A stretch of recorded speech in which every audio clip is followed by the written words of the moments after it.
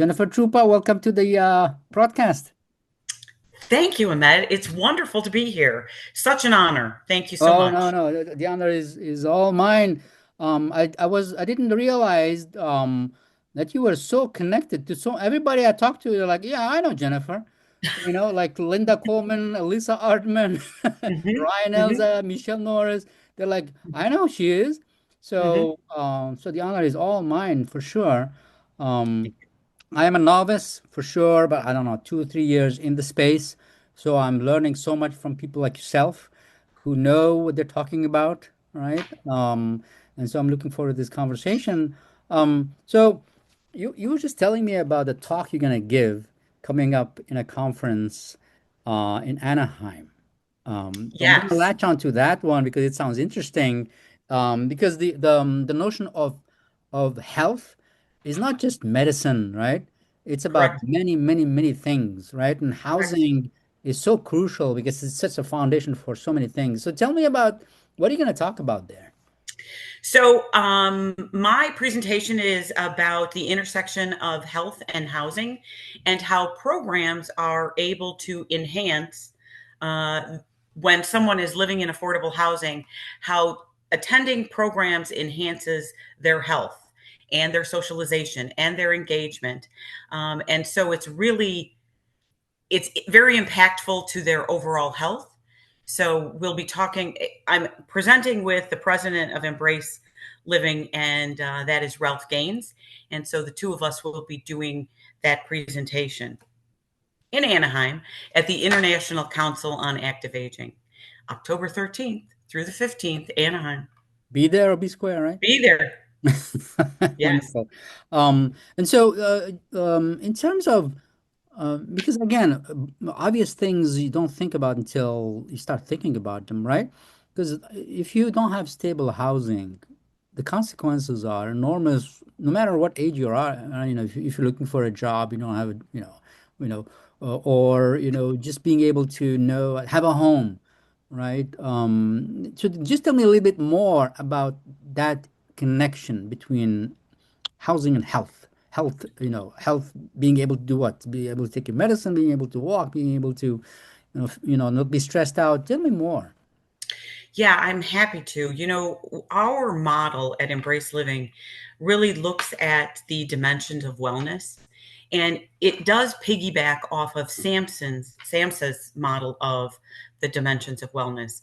And when all of those dimensions seem to be in balance, we ourselves are in better balance health-wise. So it's important for us to have different types of programming, such as housing stability, financial stability, health and well-being, and then also community participation or building community amongst not only our neighbors, but getting out into the greater community and giving back to the community that has so greatly given to us. So it's encouraging residents to be a part of all of that, and we see improvements in their social well-being. Now, I'm sure you're aware, um, there was a study done by the Surgeon General that 25% of the population suffers from social isolation and loneliness. And we do evidence based assessments at Embrace. And unfortunately, our residents indicate by self report 34% are indicating loneliness and isolation. That's big for me. So over this past year, I've really looked at opportunities for grant as well as program partners that are willing to come in and affect that social isolation and loneliness in reducing it and engaging our residents in ways um, to reduce those isolation factors. Yeah, yeah. Because yeah, I totally understand that. Because like here, like where I live, for example, right in the suburbs of Washington D.C., right? Mhm. Yeah, we are housed and all that, but I don't know my neighbors, right? Right. There is social isolation. Even I guarantee you here, if people who didn't have a job and were not socializing at their work, they wouldn't be socializing here. And so one has to do an extra step to bring these folks together so that Mhm. they can form a real community. Is my thinking, right? Yeah. They, you know, many of our residents have come from really tough previous living situations. It may be divorce, it may be homelessness, it may be loss of a spouse or loved one. And whatever the case, they find themselves in an unknown or unfamiliar location. And correct, their social circle has shrunk. And how do we expand that circle so that there's not the loneliness and isolation? I also know that there are studies that have been done that say when you are isolated and you don't leave your apartment, it increases your fall risk. And Wow. then one fall begets another fall and begets another fall. Well, that's interesting, So, right? One would think that yes, the more go on. yeah. So all of that to say, we really want to get folks engaged and bring them into the community to build greater strength amongst relationships within the community. Yeah. Now, I think you mentioned about the affordable housing and how that health and housing, that intersection. You know, I worked for an organization that actually oversaw family housing, and oftentimes the families who are living in those circumstances or in those Mhm. apartments, they may be one flat tire away from homelessness. True. So how do our programs boost them up or allow them to thrive in the environment that they're in so that they are growing? It's one of the organization I began this with was Franciscan Ministries, and hope, growth, and opportunity was their vision. And so, how do we give individuals hope and allow them growth and show them opportunity? Yeah. That stuck with me, and I think that really is at the core of what I do to ensure that, regardless of age, we're offering programs that offer hope, growth, and opportunity. Yeah. Well, give me an example of such a program. Sure. So there's so many, Ahmad. One of our recent success stories is we partnered with NEF, which is the National Equity Fund. They allowed us to, with grant funding, to provide programming in the inner city of Chicago Mhm. that really focused on health and well being, um, financial stability. Um, Many of these programs come at a small cost, but we have support groups. We're teaching life skills. We're teaching how to use the center that during some renovations that we did at Embrace Living, we did 12 renovations through our portfolio. And we put in a wellness center, but oftentimes residents are afraid of that physical fitness equipment. Yeah. So we brought in physical therapists to teach them how to better use that equipment and put them on a regiment or a regime. We have walking clubs. We have a great success story of a resident who began in the walking club. She thought, oh, all right, I'll do it, and we provided Fitbits, and residents were able to watch and calculate their steps. She lost 34 pounds. She went to her doctor. The doctor said, "What are you doing?" And she said, Mhm. "I'm participating in this walking club where I live." And he Lovely. said, "Keep doing it because it's improving your health." And it showed effects on her That's diabetes as beautiful. well. Yeah. It is wonderful. It's Yeah. wonderful. And and the amazing thing is, I mean, what I think what you're teaching me here is that okay, there are ideas, okay, and there is like okay, there are intentions, but for things to happen, one has to be on the ground to see the exact friction points. Like Yes. you have to provide folks to help those guys use the equipment. How do we get this Right. lady to walk, give her a Fitbit and let her see actual numbers? Because I don't know about you, but me, I still have to manipulate myself into getting things to in doing things. I have a step walk, or like, and so okay, I cannot go below. I have to have my 10,000 steps, otherwise I'm gonna feel like a loser, right? I do things like that, right? Yes, we do. We do little contests where Yeah. the residents are kind of competing, friendly competition amongst themselves, where they have paper sneakers and they write down the number of steps that they did in a Oh, period of time. Maybe it's the week, and they post that on the wall, and they see who's got, that friendly competition, who's got the most steps. So that's really great. We know that most Medicare providers don't allow for hearing aids. And as you know, as folks age, their hearing decreases. We offered a program through the Community Foundation of the Fox River Valley that allowed our residents the opportunity to meet with an audiologist to check their hearing. They were offered the opportunity to buy hearing aids, many of which they can't afford them. So there's a little device, it's an amplification system called a pocket talker. The grant allowed us to purchase these pocket talkers and provide these pocket talkers to residents who couldn't afford a hearing aid. It changed their life, Ahmad. Uh, They, the organization that funded us, came back and did interviews. There was a man who, when the pocket talker was placed on his head, he literally cried of because course. he could hear. There was a veteran who said he loved music, but he couldn't enjoy it the way Mm. he used to enjoy it. And now he could. And the funny story is of a grandmother who said her grandkids continued to say to her,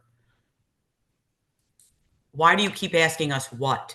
Can't you hear us?" And she said, "No, I That's right. can't." Well, she went to a family party with this pocket talker, and the teenage kids were talking about her.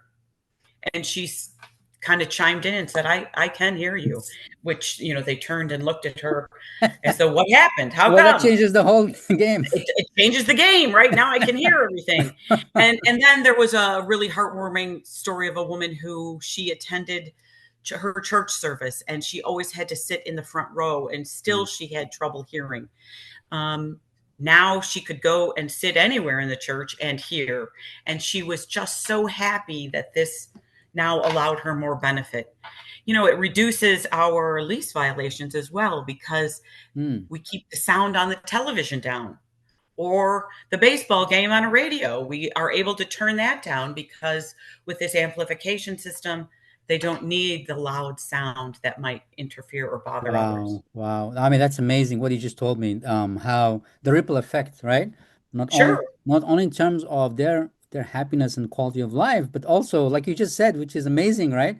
Hmm. People having these blaring TVs no Hmm. more, which has an effect on folks like, yeah, I mean, wow. You see, again, such a fan of you have to go and meet reality, right? On the ground, don't make Hmm. assumptions or don't think that, because sometimes, like you just said, like this thing, this thing that doesn't require millions of dollars, right? It doesn't No. require huge machinery, right? Can make a big difference. You can't have the Yeah. ideal thing here. You can have something less ideal, but good enough, more than good enough, right?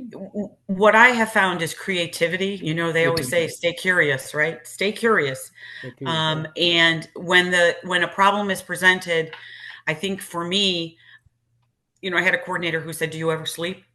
And I said, I do, but I wake up in the middle of the night trying to think of solutions for Yeah. some of these situations.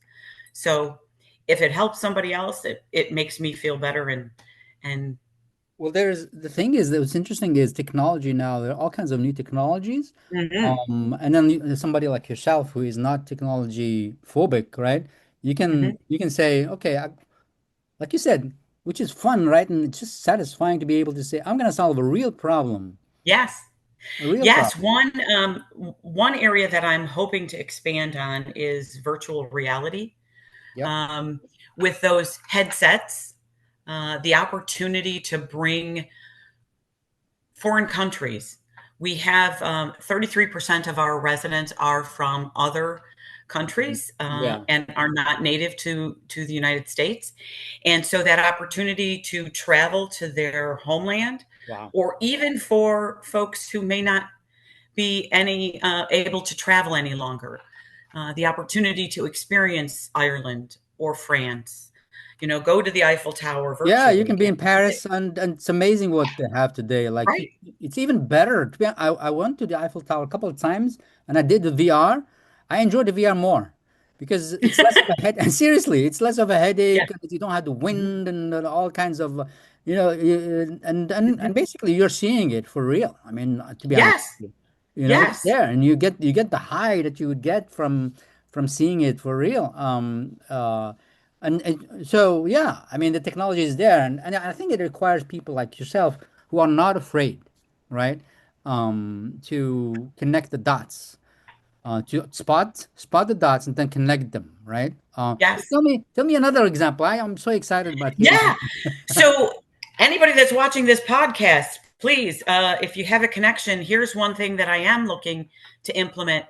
Uh, there is a new program that is being implemented by occupational therapists for folks with COPD. Now, oftentimes they're being taught to What is blow in an COPD? I'm sorry. um, chronic pulmonary obstructive disorder. Okay, Um, put you on the spot. yes. And of course, that causes a shortness of breath. And so the therapists are teaching patients to breathe using this small apparatus. It's a plastic tube that has a ball inside. You Mm. blow in it, and the intent is to keep the ball floating. And that is supposed to strengthen and expand the lungs. And well, that gets kind of dull now, doesn't it? I saw where there are some studies that have been done where they will now begin teaching the harmonica. Ah, mm, And so if they teach patients to breathe using the harmonica, it becomes a little bit more fun, a little of bit course, more engaging. of course. Um, Maybe I'll do my exercises if I can, make a tune on the harmonica But I'm versus learning the harmonica, perhaps, right? right, Learning how to right, play the harmonica. right. And that seems like an inexpensive, Love it. um, opportunity, right? I just need the occupational therapist that's willing to partner with us. Well, you need the harmonicas, no? Yeah, those seem to be inexpensive though. Are they? I think Yeah, yeah, they are. Yeah. When you probably. when you start thinking about bulk, yeah. Yeah. Wonderful. So, Yeah. go ahead. Another opportunity that we have done is of course art and music therapy. Mm, Those are always well attended. That transverses any language barriers that may exist. It also allows anybody to jump in at any talent. Like for me, I have trouble drawing a stick man, but if I were to participate, I could paint or draw and make me laugh at what my finished product is, but there we have some real talent yeah. in our communities. Some of our residents were previous pediatricians or doctors in other countries, or they were teachers or artists or musicians. And so bringing these, if you will, hobbies that used to really jazz them when they were younger, it it revitalizes them. It brings life. It breathes life back into Yeah. aging in place. Especially like the arts and music, right? That, like you said, Hmm. right? It transcends language, even culture sometimes, right? The Hmm. the Hmm. aesthetic, the beautiful is universal. And it moves us, right? In ways. Also, maybe it reminds us of ourselves in younger stage. Uh, Sure, yeah, yeah. sure. We Um, have a resident who teaches Tai Chi to others. His story is remarkable. He was in a severe accident, and they told him he would never walk again. And he defied the odds and helped himself through Tai Chi, and now is helping others and having morning classes with yeah. others who are interested. So it is about building community, and then offering the opportunity to just expand on interests that residents have. Well, given that I think you have illustrated quite vividly that it takes people who care, on the ground, day to day, to make things happen, to improve the quality of life of the residents beyond just the basics, right? Mhm. Given that reality, the problem I think that the space, and again, I'm young to the space, so I'm just noticing it from somebody new, is retention of service coordinators, right? Mm. Mhm. I mean, if you can retain somebody for 4 or 5 years, they'll be able to understand the community, be able to also if they are not, constantly under stress financially, they're not being paid enough and so forth. So and as you know, right, one cannot be creative under stress. Period. It's a well-known phenomenon, right? If you're under Right. stress and you're anxiety, you become your imagination just disappears completely, right? Yes. And then so imagine, or I'm sure there are places where the service coordinator is secure enough, perhaps happy enough with their job in terms of compensation and so on, and so they're able to do the things that you mentioned, which is they can be creative. They can Mhm. think about, let's do this, which will take several, weeks or months to get it there, as opposed to just hemmed in, stressed out, just trying to get through the day and so on. So, number one, do you think that the space has this issue of retention of service coordinators? Number two, what do you think the low-hanging fruit that can be done to improve the situation? So at Embrace Living Communities, we have 26 service coordinators, and the I would say that um, tenure for those on average are 8 to 12 years. Well, I mean, you are So an outlier for sure. There you go. we certainly are. Uh, but I think it's also important, Ahmed, to hire for the heart, have that passion for helping others, and not just come to a job. I mean, I really do think that what we do is a calling, and so when you are called to this profession, it makes coming to work easy every day. So for that, I would say I'm fortunate in that I have a good number of folks who are very committed, know their residents, and are willing to kind of find out what might work and what doesn't work, Would and you then say change things up. would you say that they are paid better than average? I would say that they're average to better. Yeah. Yeah. Um, We're 'Cause- always looking for salary increases. And, yeah, through yeah, American yeah, yeah. Association of Service Coordinators, Melissa Harris, who is the policy pro, she has really advocated for salary increases in the budget. But as you know, that's tough. Of course. It's government money. There's so many other um, tensions with I need more money in this department. I need more in this Sure, of area. course. There's always that. So, and to Yeah. maintain the buildings to the quality or standard of living that, we want folks to be in. So Yeah. But there tell is me, what that are you guys tension. doing to, because 8 to 12 is almost unheard of, I think. Yeah. But what do Yeah. you think you're doing? Let's say, okay, you're offering compensation that is competitive. Okay, let's check. Mhm. What else do you think that you are doing that perhaps some other communities who are seeing something like 85%, churn year over year, that could explain this high level of wonderful retention you have? So I think culture has a lot to do with it. Mm. And being a supervisor who's willing to listen and try new things. When they come with new ideas, certainly we vet it, 360 to ensure that it will it'll play, it'll work.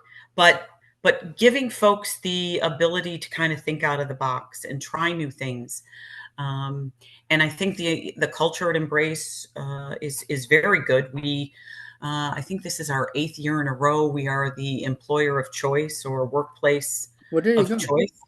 Yeah, so that's wonderful to be said too. So, So, um, who gave you that award or whatever? oh, The you're going to put me on the spot. I'm Uh, sorry. No, no, it's an organization that looks at senior living communities, or y- y- um, don't worry shoot, about it. Yeah, I'm gonna have to tell you No, in a you minute. get back to me on that one, but Yeah, I'm interested in seeing how. you would think I would know it, right? No, no, no. Yeah, You have too many things yeah, yeah, going on. yeah. No, The look, Great Place to Work. That's what it's called. The Great Place to great Work. place to work. Yeah, Yeah. yeah. And tell me a little bit about Embrace.